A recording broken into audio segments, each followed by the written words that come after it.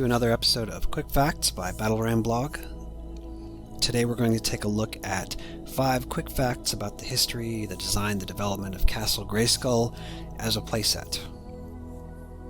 Quick fact number 1. Castle Grayskull began as a private sketch by Mark Taylor in the mid-1970s. We've got 2 preserved pieces of concept art that Mark did for this idea, this skull castle that he'd been working on even prior to working in Mattel. This first piece, you can see there's a skull castle that's been being raided by Vikings. You can see a few characteristic things that would be a part of what would become Castle Grayskull, particularly the skull face, the enlarged canine teeth on the front. In some ways, this almost looks like Skeletor because it looks like it's hooded in the way it's sort of set up and designed.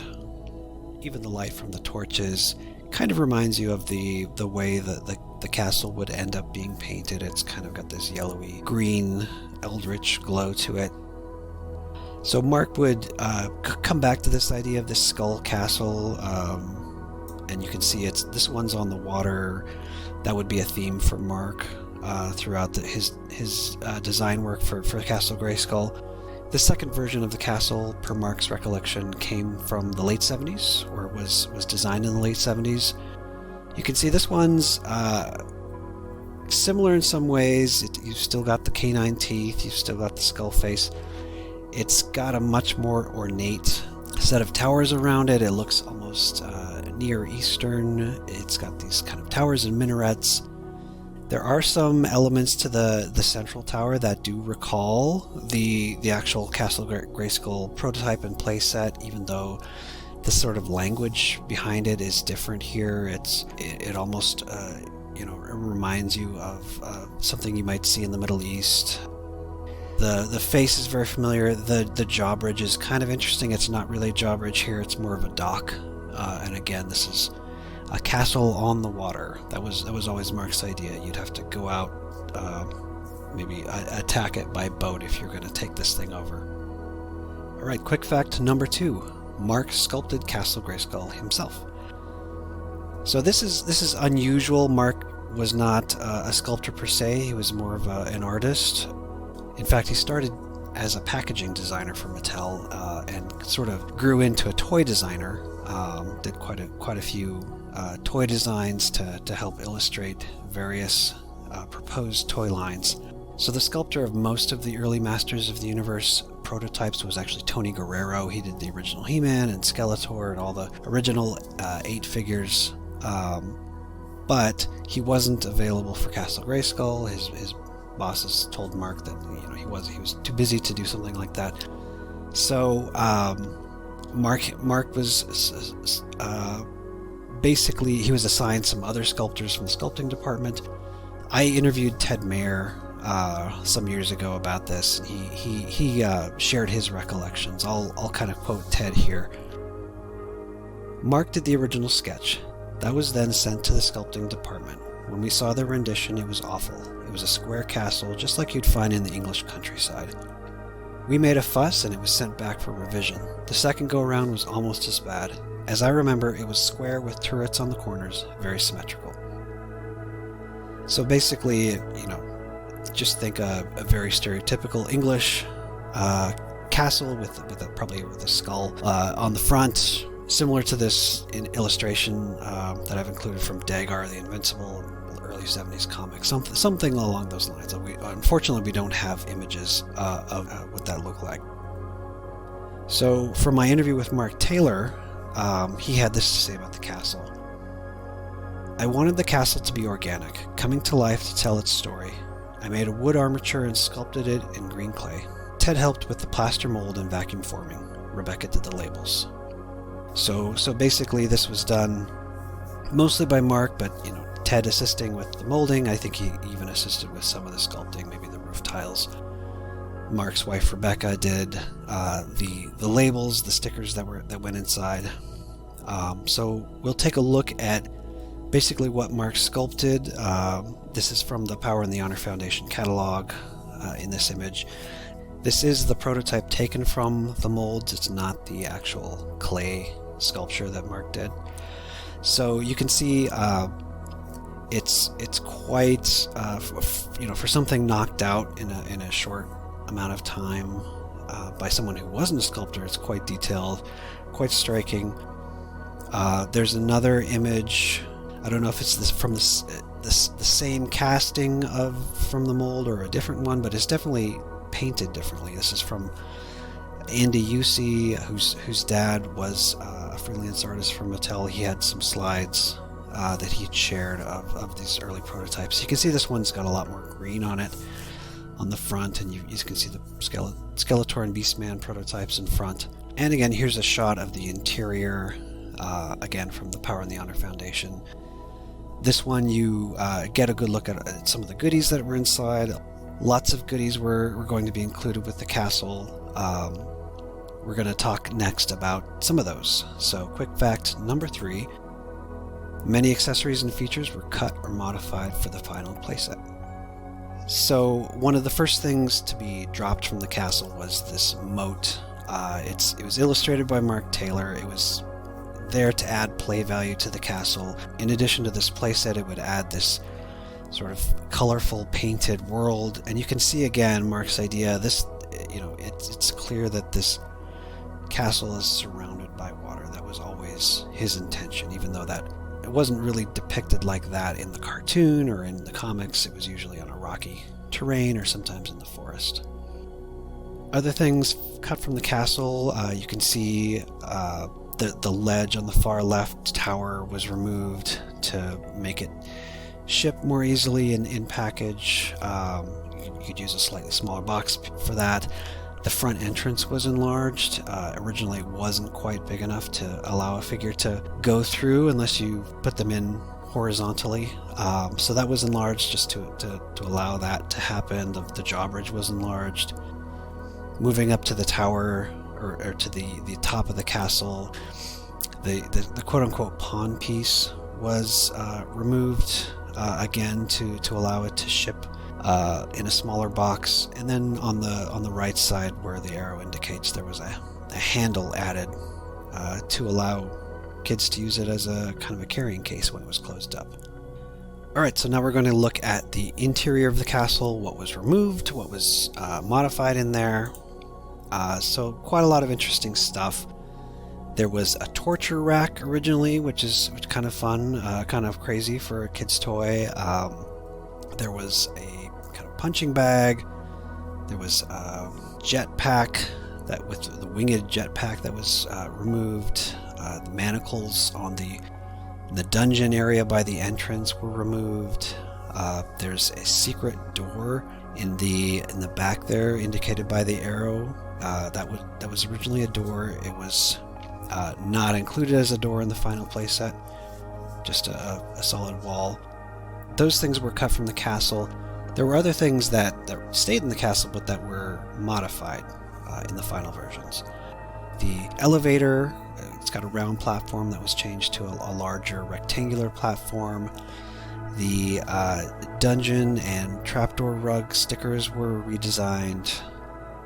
The ladder was redesigned. The throne, this one looks like a typical royal throne, like for a king. The final one was a little more space age. Some of the stickers on the side, down at the bottom, there's that weapons rack sticker in brown that was kind of turned into a 3D weapons rack. And then the sticker on the secret door it continued to be like a paper weapons rack, but it was modified a little bit, and I'll show all of those labels and stickers a little bit later. So here's the revised interior. This is what you got in the actual Castle Grayskull. You can see the changes to the ladder and the weapons rack and the throne and all that good stuff. In the exterior, you can kind of see how things evolved here with a larger entrance, modified teeth. The teeth were made with less overhang, a little bit more clearly defined, removed those details like the ledge and the pawn on top. You can see the handle there on the right side of the castle. And here's the final stickers and cardboard cutouts that were designed by Mark's wife, Rebecca. You can see a lot of these are very famous. They're become iconic in their own right. I'd say in particular the dungeon grate with all the creepy creatures crawling out from it, and I would say the other really iconic one is the spacesuit on the computer that was stood up kind of near the trap door. But all of it's pretty great. All right, quick fact number 4. The prototype laser cannon was kit bashed from an existing toy.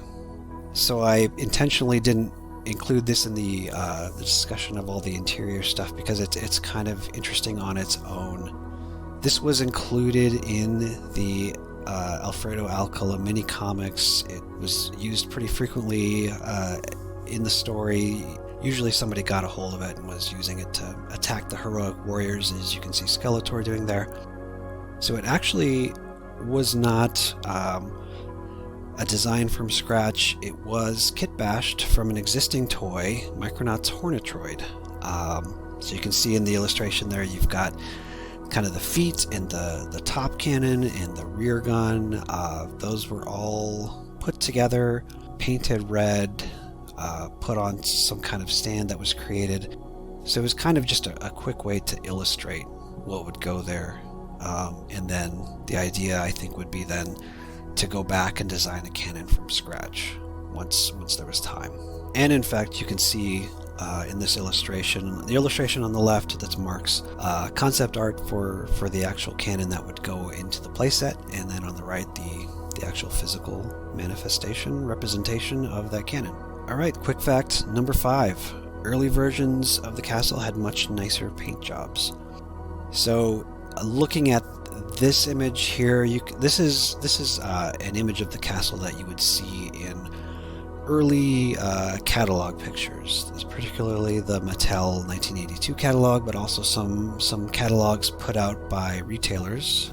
So this was, I think technically you might still call this a prototype. It's really the final castle, but it's painted by hand. It's not what you would find in stores exactly.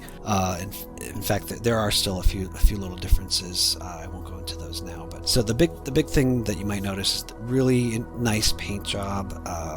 The dark, the black or gray is used on the lower recesses of the sculpt. The green is used to highlight the upper recesses of the sculpt, adding to the depth that was already there in the physical model.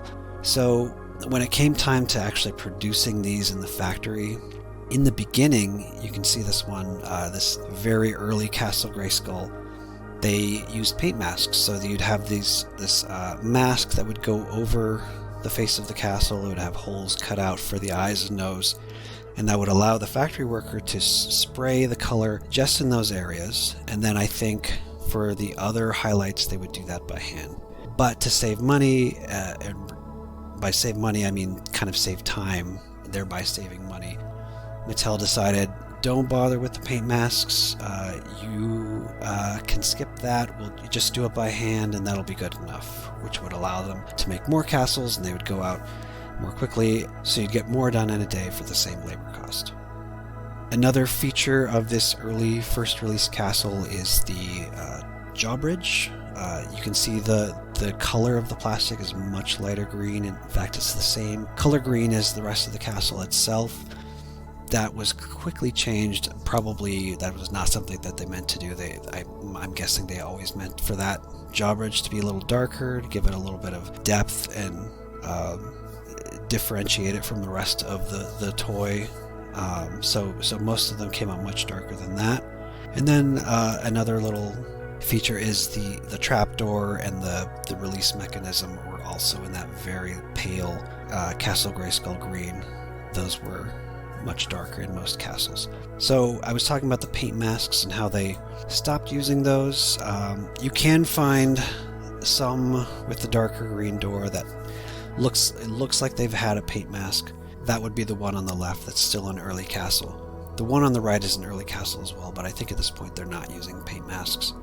And then in these images you can see the castle on the left, again a freehand castle. From 1983 onward in the US, at least, they don't seem to color the teeth anymore. They don't use that green overspray there. The one on the right is just a particularly egregious example. Somebody going way overboard with the black at the factory. And if you go on eBay, you can find all kinds of crazy examples.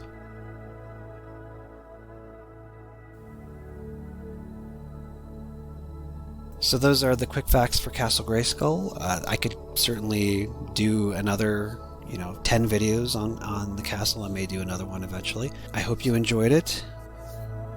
And now to end things, as I usually do in these videos, which version of Castle Grayskull is your favorite?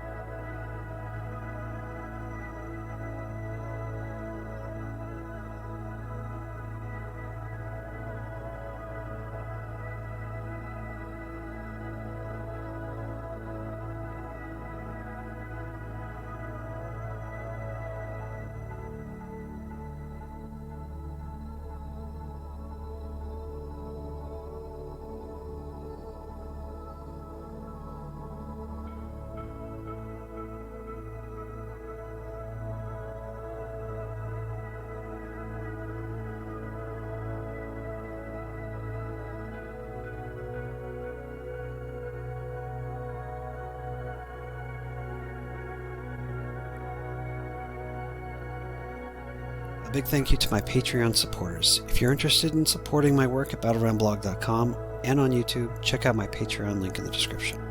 As always, thanks for watching, and I'll see you next time.